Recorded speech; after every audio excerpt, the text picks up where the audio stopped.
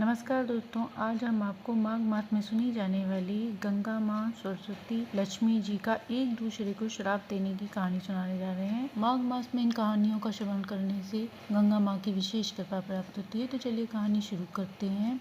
ब्रह्मवत पुराण के अनुसार लक्ष्मी जी, सरस्वती जी और गंगा जी ये तीनों श्री हरि की भर्या हैं। एक बार सरस्वती जी को संदेह हो गया कि श्री हरि गंगा से अधिक प्रेम करते हैं, तो पहले उन्होंने श्री हरि को कड़े शब्द कहे और फिर गंगा के साथ कठोर बर्ताव करने लगी। यह देखकर लक्ष्मी जी ने उनको रोक लिया। इस पर सरस्वती जी ने लक्ष्मी जी को श्राप दे दिया, तुम वृक्ष रूपा और नंदी रूपा हो जाओ। शाप सुनकर भी लक्ष्मी जी के मन में सरस्वती जी के लिए क्रोध उत्पन्न नहीं हुआ, परंतु गंगा से यह देखा नहीं गया। उन्होंने पलटकर सरस्वती को श्राप दे दिया, तुम भी नदी रूपा होकर मृत्यलोक में चली जाओ, जहाँ पापी लोग निवास करते हैं। गंगा का श्राप सुनकर सरस्वती को गंगा पर क्रोध आ गया और उन्होंने गंगा को भी श्राप दे दिया, तुम्हें भी धरातल पर जाकर पापियों के पाप को अंगीकार करना होगा। इसी बीच श्री हरि वहां आ गए। वह लक्ष्मी जी से बोले, शुभे तुम राजा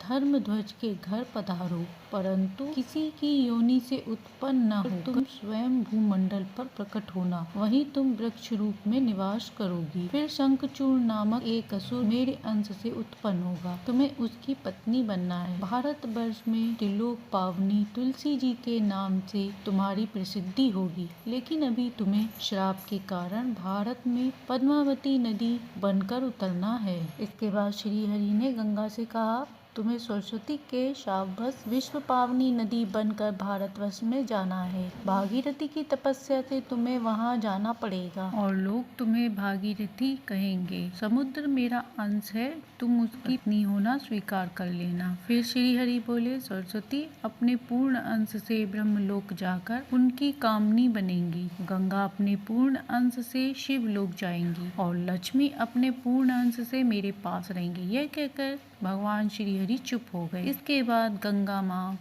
लक्ष्मी जी और सरस्वती माँ तीनों देवियां एक दूसरे के आलिंगन करके रोने लगी। फिर उन्होंने श्री हरि से अपने अपने श्राप को दूर करने का उपाय और प्रायश्चित के बारे में पूछा। श्री हरि भक्तों का अनुग्रह करने वाले हैं। तीनों देवियों की प्रार्थना सुनकर विष्णु जी बोले, सरस्वती कला के एक अंश से नदी बनकर भारत में जाएं, आधे अंश से ब्रह्मा के भवन पर पधारे तथा पूर्ण अंश से मेरे पास रहें। ऐसे ही गंगा भागीरथी के प्रयास से अपने कलांश से भारतवर्ष में जाएं और स्वयं पूर्ण अंश से मेरे पास रहें। वहां इन्हें शंकर के मस्तक पर रहने का दुर्लभ अवसर भी प्राप्त होगा। लक्ष्मी अपनी कला के अंश से भारतवर्ष में जाएं तथा पद्मावती नदी और तुलसी वृक्ष के रूप में विराजमान हो। कली के 5000 वर्ष पूर्ण हो जाने पर तुम तीनों देवियों का उद्धार हो जाएगा और तुम मेरे भवन लौट आओगी। अब मैं तुम्हारी शुद्धि का उपाय बताता हूँ। मेरे मंत्रों की उपासना करने वाले बहुत से संत तुम्हारे जल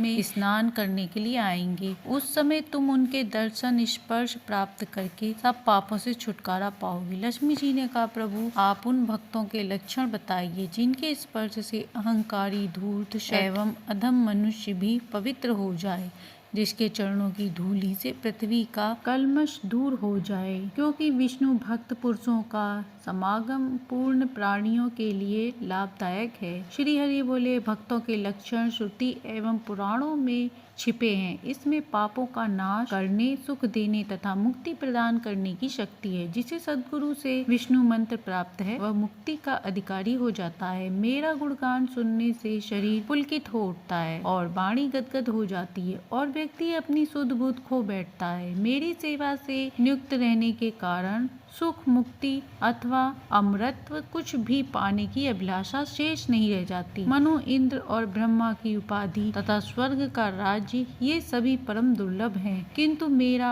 भक्त स्वप्न में भी इनकी इच्छा नहीं करता। ऐसे बहुत से भक्त भारतवर्ष में निवास करते हैं। उनके दर्शन और स्पर्श से आपको इन शापों से मुक्ति मिल जाएगी। श्री हरि के ऐसे वचन सुनकर तीनों देवियां प्रसन्न हुई और अपने अपने श्राप को भोगने के लिए निकल पड़ी। तो ये थी माघ मास में सुनी जाने वाली गंगा जमुना सरस्वती माता की एक अद्भुत कहानी, जिसे सुनने से गंगा माता के साथ साथ यमुना माता की भी कृपा बरसती है, सुख सौभाग्य में वृद्धि होती है, घर में मंगल ही मंगल होता है। जो भी ये कहानी सुने सुनाए हे गंगा माँ, उसकी सभी कामना को पूर्ण करना। कहानी कहते सुनते हुकारा भरते, सबके घर में सुख शांति समृद्धि देना। कहानी अच्छी लगी हो तो लाइक एंड सब्सक्राइब करें।